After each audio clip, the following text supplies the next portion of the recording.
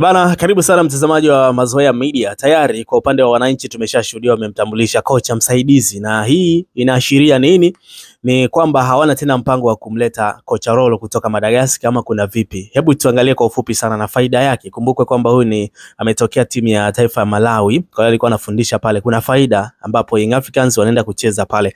Kwa ufupi, wananchi wamemtambulisha aliyekuwa kocha mkuu wa timu ya taifa ya Malawi kuanzia mwaka 2023 hadi mwaka huu 2025, na huyu sio mwingine ni Patrick Mabedi, miaka 51, raia wa taifa hilo la Malawi, kwa kocha wao msaidizi akisaidizana na kocha Romain Folz katika kipindi hiki na kuendelea, ambapo kuna fununu na tetesi nyingi sana za kocha Folz kufukuzwa ama kuondolewa kikosini. Sasa hii ina maana gani? Kiufupi ni kwamba Young Africans wanatuonyesha ama wanatuambia kwamba kocha Folz bado yupo. Tuangalie kwa ufupi CV ya kocha huyu ambaye katika nyakati zake za kucheza mpira amewahi kupita Moroka Swallows pale Afrika Kusini, amewahi kucheza Kaizer Chiefs pamoja na Data Bullets ya Malawi, na kote huko amewahi kuwa captain. Umeelewa hayo mambo sasa?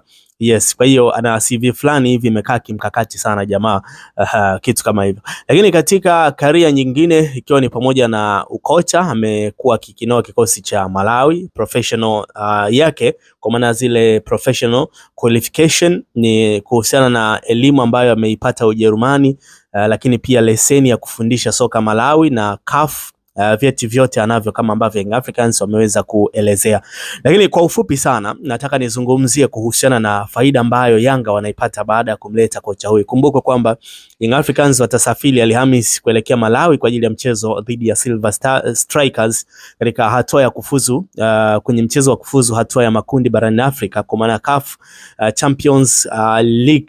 Young Africans watacheza na timu hiyo ya Malawi. Faida yao ya kwanza wanaanza wakiwa na kocha huyu ni kwamba tayari kuna namna fulani atakuwa na wafahamu Silver Strikers, kwa sababu ni sehemu ya timu ambazo zinatoa wachezaji kuingiza kwenye kikosi cha timu ya taifa ya Malawi katika michuano mbalimbali. Sasa yeye anafahamu wachezaji, kwa sababu ukiwa kocha mkuu wa timu ya taifa lazima kwa namna yote ile upitie CV za wachezaji baadhi, ama wachezaji kwa maana ufuatilie wachezaji kwenye vilabu vyao, ikiwa ni pamoja na huko kwenye timu ambazo zinacheza ndani ya nchi na nje ya nchi kwa uzuri. Kwa hiyo anaifahamu vizuri timu hii na wananchi wanaanza kufaidika naye hapo kwa uzuri kweli. Bana, mambo ni mengi sana lakini muda hautoshi. Kwa ufupi ni kwamba wananchi bado wanaye sana kocha Folz, na iko hivyo kwa uzuri kweli. Kinachoshangaza ni kwamba kocha mkuu anakuja kuwa msaidizi, lakini sio shida, si mambo ya malipo na mambo ya CV na kadhalika wakadhalika. Kwa hiyo na imani kwamba katika hilo wananchi wameshachakata kila kitu na wako tayari kwa ajili ya kocha huyu kuja kusaidizana na kocha Romain Folz, tofauti na wengine ambao wanasema kwamba yawezekana labda